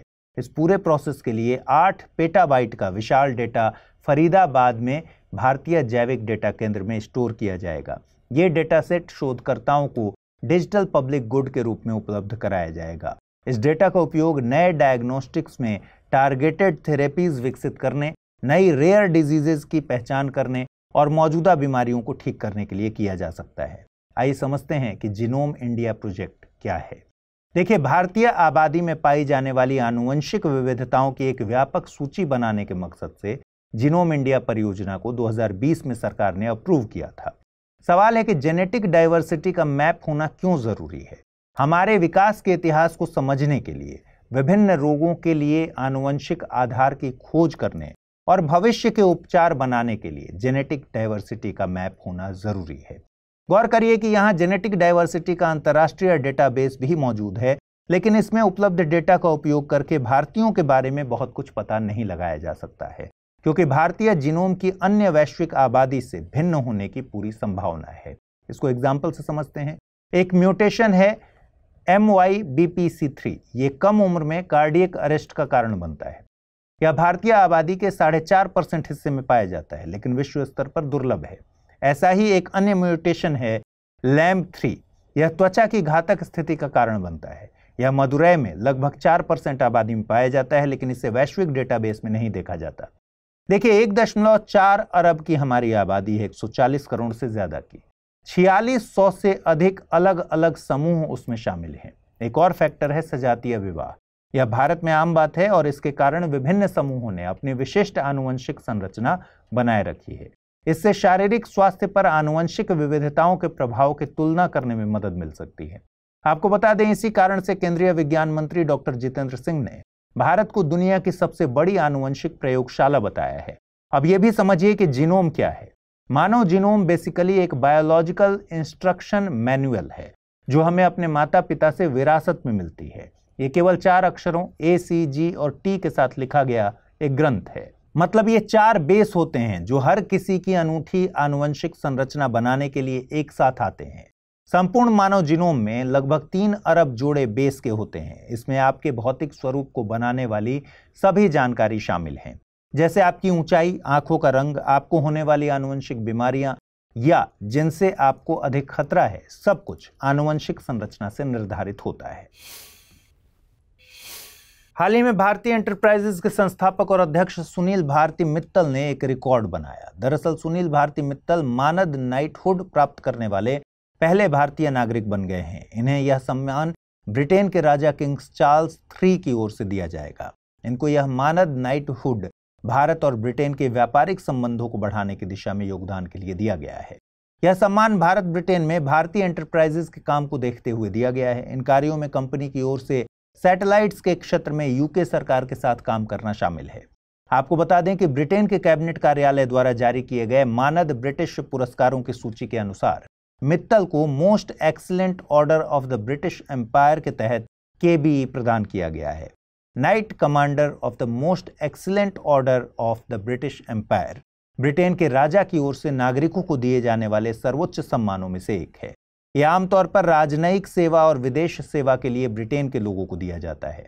यह सम्मान विदेशों में स्थित ब्रिटिश नागरिकों या विदेशी नागरिकों को भी मानद रूप से दिया जाता है।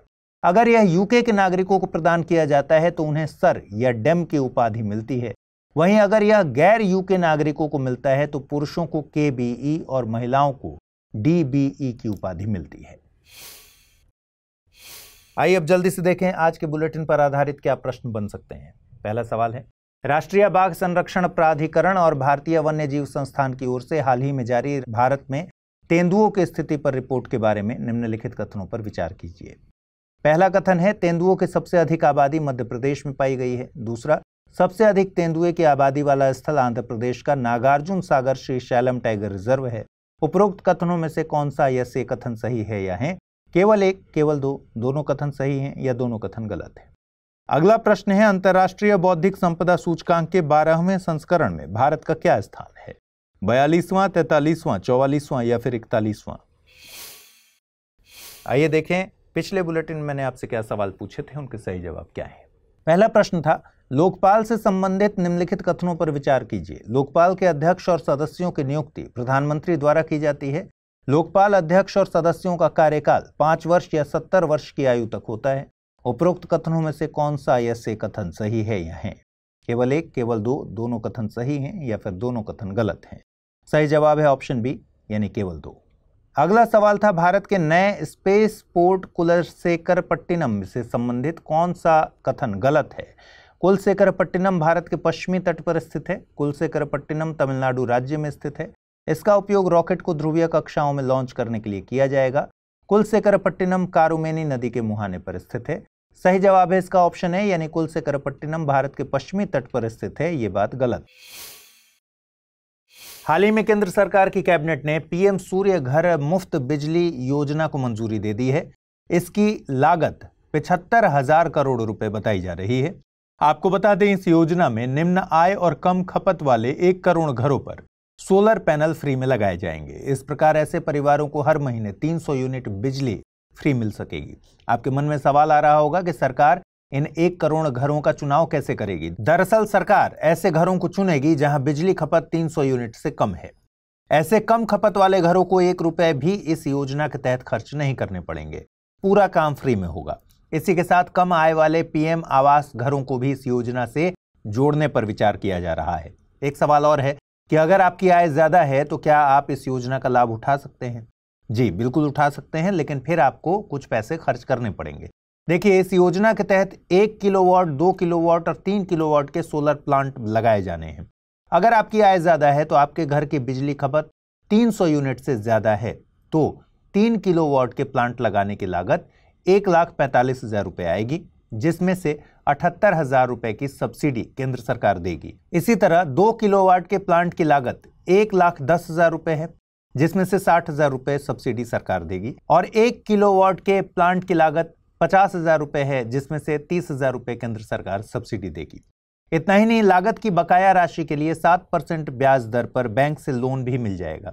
हालांकि पुरानी सोलर स्कीम यानी रूफटॉप सोलर स्कीम भी जारी रहेगी। पुरानी स्कीम से इस नई स्कीम की तुलना करें तो इस स्कीम में 67% ज्यादा सब्सिडी मिल रही है। पुरानी में 1 किलोवाट पर 18,000, 2 किलोवाट पर 36,000 और 3 किलोवाट पर 54,000 रुपए सब्सिडी मिल रही थी। आइए अब लगे हाथ बिजली यूनिट का भी गणित समझ लें। आपको बता दें कि 3 किलोवाट के प्लांट से रोजाना 12 यूनिट बिजली बनती है। इस हिसाब से 360 यूनिट बिजली हर महीने बनेगी। इस प्रकार उपभोग के अलावा बची हुई बिजली को बिजली कंपनी को बेचकर सालाना 15,000 रुपए तक कमाया जा सकता है। अनुमान लगाया जा रहा है कि इस योजना से करीब 17 लाख नए रोजगार के अवसर पैदा होंगे। गौरतलब है कि इस योजना के तहत हर जिले में एक मॉडल सोलर विलेज को भी विकसित किया जाएगा। आइए आपको यह भी बताते हैं कि अगर आपको इस योजना का लाभ उठाना है तो गवर्नमेंट की एक वेबसाइट है pmsuryaghar.gov.in। इस पर आपको जाना है, अप्लाई फॉर रूफटॉप सोलर के ऑप्शन पर क्लिक करना है और रजिस्ट्रेशन करा देना है। भारत जल्द ही सेमीकंडक्टर मैन्युफैक्चरिंग का एक ग्लोबल हब बन सकता है, क्योंकि सेमीकंडक्टर मैन्युफैक्चरिंग पर केंद्र सरकार ने एक बहुत बड़ा फैसला लिया है। दरअसल केंद्र सरकार की कैबिनेट बैठक में सेमीकंडक्टर मैन्युफैक्चरिंग से जुड़े 3 प्रोजेक्ट्स को मंजूरी दे दी गई। इस 3 प्रोजेक्ट्स में लगभग 1.26 लाख करोड़ रुपए का इन्वेस्टमेंट होगा, जिससे भारत में सेमीकंडक्टर की पूरी वैल्यू चेन एस्टैब्लिश्ड होगी। चलिए जानते हैं कि ये प्लांट्स कहां-कहां लगने वाले हैं। भारत में पहला सेमीकंडक्टर प्लांट गुजरात के धोलेरा में, दूसरा प्लांट गुजरात के सानंद में और तीसरा प्लांट असम के मोरीगांव में स्थापित किया जाएगा। गुजरात के धोलेरा में टाटा इलेक्ट्रॉनिक और ताइवान की power chip semiconductor manufacturing corporation एक साथ मिलकर भारत का पहला सेमीकंडक्टर फैब्रिकेशन प्लांट स्थापित करेंगे। इसके लिए 91,000 करोड़ रुपए का निवेश किया गया है। भारत के पहले सेमीकंडक्टर प्लांट्स में automotive, consumer electronic, data storage, display driver और इलेक्ट्रॉनिक और टेलीकम्युनिकेशन सेक्टर आदि क्षेत्र के लिए चिप्स बनाए जाएंगे। गुजरात के धोलेरा के अलावा कैबिनेट ने Tata semiconductor assembly and test private limited को असम में असेंबली और टेस्टिंग यूनिट के निर्माण के लिए मंजूरी दी है। इसके लिए 27,000 करोड़ रुपए का निवेश किया गया है। यह पूर्वोत्तर भारत का पहला कमर्शियल सेमीकंडक्टर फैब्रिकेशन प्लांट बनेगा। वहीं गुजरात के सानंद में मुंबई की सीजी पावर और जापान की रेनेसा मिलकर एक सेमीकंडक्टर प्लांट स्थापित करेंगे। इसके लिए 7600 करोड़ रुपए का निवेश तय किया गया है। आपको बता दें, इन 3 सेमीकंडक्टर प्लांट्स के अलावा पिछले साल जून में भारत ने यूएस बेस्ड माइक्रोन टेक्नोलॉजी द्वारा स्थापित किए जा रहे $2.75 बिलियन के पैकेजिंग प्लांट को मंजूरी दी थी, जो वर्तमान में गुजरात में निर्माणाधीन है। अब सरकार वर्तमान में इजराइल के टावर सेमीकंडक्टर के एक प्रस्ताव का भी मूल्यांकन कर रही है, जिसने देश में $11 बिलियन का फैब्रिकेशन प्लांट विकसित करने के लिए एक आवेदन प्रस्तुत किया है। कुल मिलाकर इन सभी प्रोजेक्ट्स के डेवलपमेंट के आधार पर कहा जा रहा है कि अब भारत कुछ ही सालों में वैश्विक चिप गुरु बन सकता है। मन में सवाल आ रहा होगा कि इन प्लांट्स को लगाने में सरकार की क्या भूमिका है। तो आपको बता दें, दिसंबर 2021 में सरकार ने 76,000 करोड़ रुपए की चिप प्रोत्साहन योजना शुरू की थी। इसके तहत केंद्र एक प्लांट की पूंजीगत व्यय लागत की आधी राशि सब्सिडी के रूप में देती है। अभी जिन प्लांट्स को मंजूरी दी गई है, इन सभी को केंद्र से इनकी पूंजीगत व्यय लागत का 50% सब्सिडी के तौर पर मिलेगा। आइए अब थोड़ी सी बात चिप्स पर भी कर लेते हैं।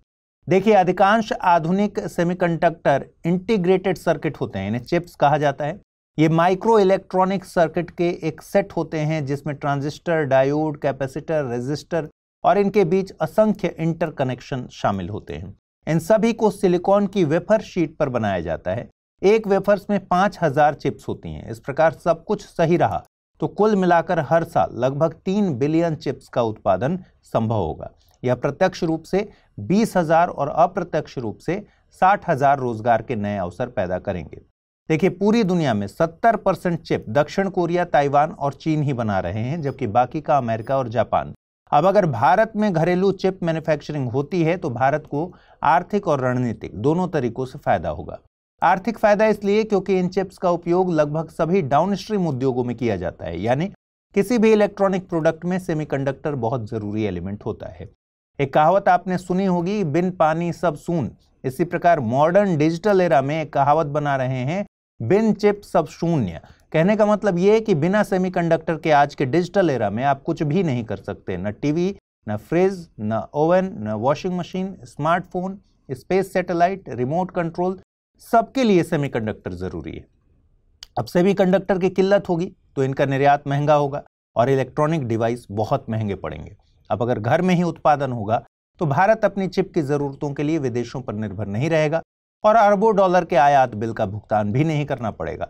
इसी कारण से सेमीकंडक्टर को नए जमाने का गोल्ड या फिर न्यू ऑयल भी कहा जाता है।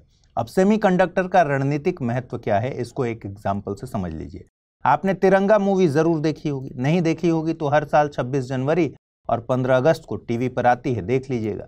इस फिल्म में विलेन भारत पर मिसाइल अटैक करने वाला होता है और तभी फिल्म के हीरो राजकुमार मिसाइलों के फ्यूज निकाल लेते हैं और मिसाइल हमला नहीं हो पाता। ये फ्यूज और कुछ नहीं है, मिसाइल का पूरा इंटीग्रेटेड सर्किट था।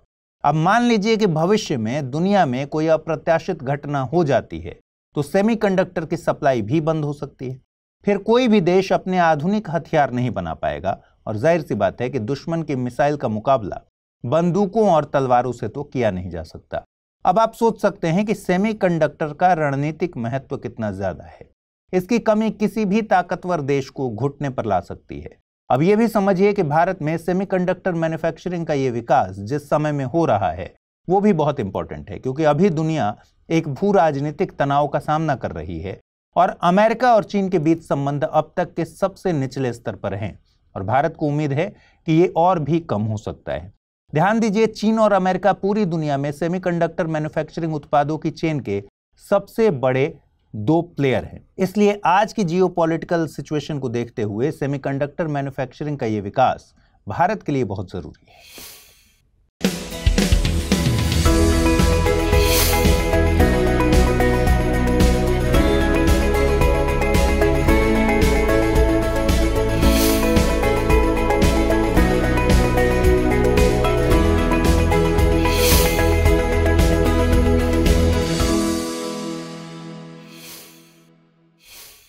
हाल ही में प्रधानमंत्री नरेंद्र मोदी और मॉरिशस के प्रधानमंत्री प्रविंद जगन्नाथ ने संयुक्त रूप से एक हवाई पट्टी और एक जेटी का उद्घाटन किया।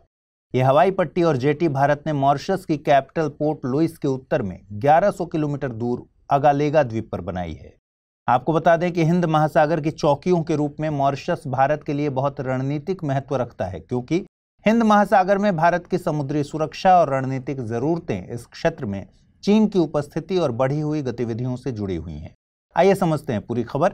दरअसल मार्च 2015 में प्रधानमंत्री नरेंद्र मोदी की मॉरिशस यात्रा के बाद भारत ने अगालेगा द्वीप पर समुद्र और हवाई परिवहन सुविधाओं में सुधार के लिए एक समझौता ज्ञापन पर हस्ताक्षर किए थे।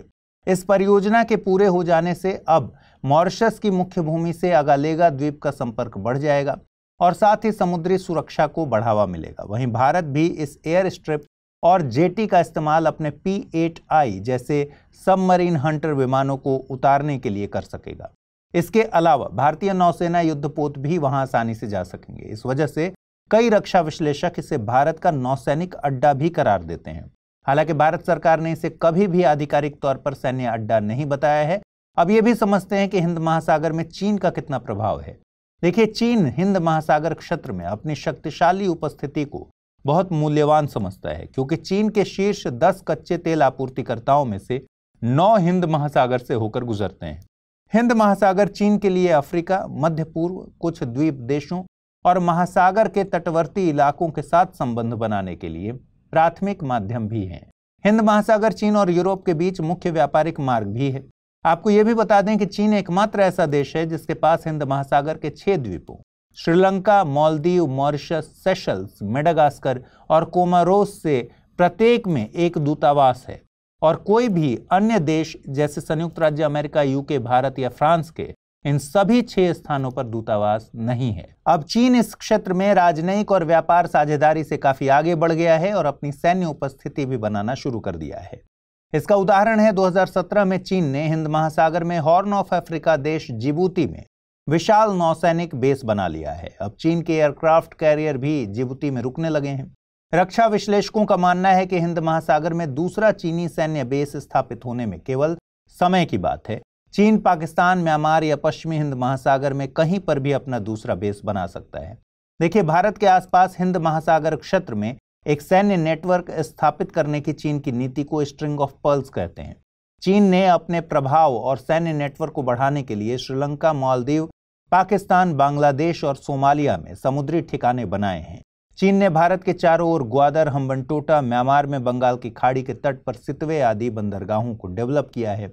हालांकि ये सभी वाणिज्यिक बंदरगाह हैं, लेकिन डर यह है कि भारत से संघर्ष की स्थिति में इन्हें आसानी से नौसेना सुविधाओं में कन्वर्ट किया जा सकता है। इसी खतरे को देखते हुए भारत चीन की स्ट्रिंग ऑफ पर्ल्स रणनीति का मुकाबला करने के लिए नेकलेस ऑफ डायमंड्स नीति पर काम कर रहा है। इसके जवाब में भारत ने वियतनाम और मंगोलिया के साथ मजबूत संबंध विकसित किए हैं। नेकलेस ऑफ डायमंड्स में सिंगापुर में चांगी नौसेना बेस, मॉरिशस में अगालेगा द्वीप, ईरान में चाबहार पोर्ट, सेशल्स में अजम्पशन आइलैंड और ओमान में दुक्म पोर्ट शामिल हैं। अब भारत को चाहिए कि इस क्षेत्र में अपने रणनीतिक हितों को देखते हुए इन सभी द्वीप देशों के साथ अपने राजनयिक संबंधों को अच्छी तरह से प्रबंधित करे। एक समय था जब पशुओं की तरह रहने वाले हमारे पूर्वज मनुष्यों के पास पूंछ हुआ करती थी, पूंछ नहीं पूंछ। लेकिन विकास प्रक्रिया के दौरान मनुष्यों में कुछ बदलाव हुए, इसके कारण इंसानों की पूंछ गायब हो गई। आपको बता दें, लगभग 25 मिलियन साल पहले मनुष्य की पूंछ गायब हो गई थी। क्या आपने कभी सोचा कि इंसानों की पूंछ आखिर गायब क्यों हो गई? अगर नहीं सोचा तो कोई बात नहीं, क्योंकि कुछ वैज्ञानिकों ने अब यह पता लगा लिया है कि वास्तव में ऐसा क्या हुआ था जिसके कारण विकास प्रक्रिया के दौरान इंसानों में यह बड़ा बदलाव आया। एक नए अध्ययन में पाया गया है कि एक विशेष जीन में छोटा सा बदलाव इसका कारण हो सकता है। नेचर जर्नल में प्रकाशित स्टडी रिपोर्ट के मुताबिक रिसर्च के दौरान बिना पूंछ वाले वानरों यानी कि एप्स, इंसानों और पूंछ वाले बंदरों के डीएनए की तुलना की गई और फिर पता चला कि इंसानों के डीएनए में एक खास तरह का बदलाव हुआ। वैज्ञानिकों ने स्टडी के दौरान इंसानों के एक खास जीन में बहुत ही अलग तरह के म्यूटेशन को देखा। ये जीन है TBXT। यह जीन कुछ जानवरों में पूंछ की लंबाई का कारण होता है। अब इंसानों में पूंछ के गायब होने के पीछे इसी में परिवर्तन कारण है। वैज्ञानिकों का अनुमान है कि इस जीन में एक से ज्यादा परिवर्तन हुए होंगे। शोधकर्ताओं ने पाया कि इस जीन के कोड में ALUY नामक डीएनए स्निपेट जुड़ गया था और इन दोनों की मिलावट ने ही इंसानों में बदलाव किया और एक विकास प्रक्रिया के दौरान लाखों सालों में इंसानों की पूंछों को गायब कर दिया। आइए जल्दी से देखें आज के बुलेटिन पर आधारित क्या प्रश्न बन सकते हैं। पहला सवाल है, हाल ही में चर्चा में आए पार्स 1 रिमोट सेंसिंग सैटेलाइट का संबंध किस देश से है? इराक, ईरान, लीबिया या फिर जॉर्डन? दूसरा प्रश्न है, हाल ही में चर्चा में आए अगालेगा द्वीप के बारे में निम्नलिखित कथनों पर विचार कीजिए। अगालेगा द्वीप में चीन ने अपने सैन्य बेस का निर्माण किया है। अगालेगा द्वीप मॉरिशस की कैपिटल पोर्ट लुइस के उत्तर में स्थित है। उपरोक्त कथनों में से कौन सा या से कथन सही है या है? केवल एक, केवल दो, दोनों कथन सही हैं या फिर दोनों कथन गलत है? आइए देखें पिछले बुलेटिन में मैंने आपसे क्या सवाल पूछे थे, उनके सही जवाब क्या हैं। पहला सवाल था, राष्ट्रीय बाघ संरक्षण प्राधिकरण और भारतीय वन्य जीव संस्थान की ओर से हाल ही में जारी भारत में तेंदुओं की स्थिति पर रिपोर्ट के बारे में निम्नलिखित कथनों पर विचार कीजिए। तेंदुओं की सबसे अधिक आबादी मध्य प्रदेश में पाई गई है। सबसे अधिक तेंदुए की आबादी वाला स्थल आंध्र प्रदेश का नागार्जुन सागर श्रीशैलम टाइगर रिजर्व है। उपरोक्त कथनों में से कौन सा या से कथन सही है या है? केवल एक, केवल दो, दोनों कथन सही या फिर दोनों कथन गलत? सही जवाब है ऑप्शन सी, दोनों कथन सही हैं। अगला सवाल मैंने पूछा था, अंतर्राष्ट्रीय बौद्धिक संपदा सूचकांक के 12वें संस्करण में भारत का क्या स्थान है? 42वां, 43वां, 44वां या फिर 41वां? सही जवाब है ऑप्शन ए, 42वां।